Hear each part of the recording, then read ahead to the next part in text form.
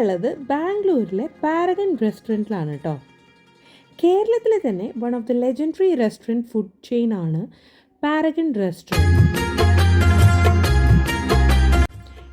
ഇതാണ് ഇന്നത്തെ special dishes കേട്ടോ. എപ്പോൾ വന്നാലും ഈ ഒരു വെയിറ്റിംഗ് നമുക്ക് എപ്പോഴും ഉണ്ടാവും കേട്ടോ. ഇന്ന് നോമ്പായ കാരണം റഷ് ഉണ്ടാവില്ല എന്ന് വെച്ചിട്ട് നമ്മൾ ഓടി വന്നതാണ്. പക്ഷേ ഇന്നും ഒരു രക്ഷ ഉണ്ടായില്ല. മോർ ദാൻ 40 മിനിറ്റ്സ് നമ്മളവിടെ വെയിറ്റ് ചെയ്തു. ഞാൻ ഇതുവരെ കല്ലുമ്മക്കായ ട്രൈ ചെയ്തിട്ടില്ല. അതുകൊണ്ട് തന്നെ ഇന്ന് അത് ട്രൈ ചെയ്യാമെന്ന് വിചാരിച്ച് നമ്മൾ സ്റ്റാർട്ടറിൽ പറഞ്ഞത് കല്ലുമ്മക്കായ തന്നെയാണ് കേട്ടോ.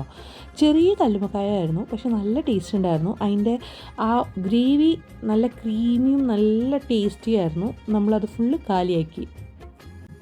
പാരഗണിലേക്ക് പോകാനായിട്ടുള്ള one of the main reason ഈ ബിരിയാണി തന്നെയാണ് കേട്ടോ. മട്ടൻ ബിരിയാണി നമ്മൾ ചെന്നപ്പോഴേക്കും തീർന്നിരുന്നു. അപ്പോൾ നമ്മൾ ചിക്കൻ ബിരിയാണിയാണ് ഓർഡർ ചെയ്തത്.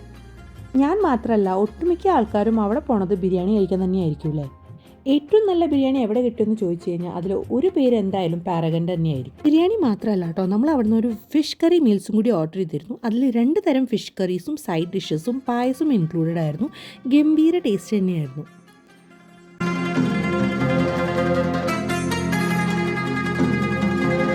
ഡെസേർട്ടിൽ ഓർഡർ ചെയ്തത് ഒരു ഇളനീർ പുഡിങ്ങും ഒരു പാൽ ബനാന ഒരു സ്വീറ്റും കൂടിയായിരുന്നു കേട്ടോ. ഇളനീർ പുഡിങ് ആസ് യൂഷ്വൽ എല്ലാവരുടെയും ഫേവറേറ്റ് ആണ്, നല്ല ടേസ്റ്റ് ഉണ്ടായിരുന്നു. പിന്നെ പാൽ ബനാന സ്വീറ്റ് നോർമൽ നമ്മൾ വീട്ടിലൊക്കെ ഉണ്ടാക്കുന്ന ഒരു ടേസ്റ്റ് തന്നെയാണ് കേട്ടോ. നമ്മൾ ഫുഡൊക്കെ കഴിച്ച് ഇറങ്ങി കഴിയുമ്പോൾ തന്നെ അവിടെ ഒരു ഫുഡ് ട്രക്ക് കാണാം. പാരഗണിൻ്റെ തന്നെ അപ്പം ആൻഡ് കമ്പനി. അവിടെ ചായയും അത് കൂടാണ്ട് കുറേ സ്നാക്സും പിന്നെ ഉപ്പിലിട്ട ഐറ്റംസൊക്കെ ഉണ്ട്. അപ്പോൾ അത്രയേ ഉള്ളൂ.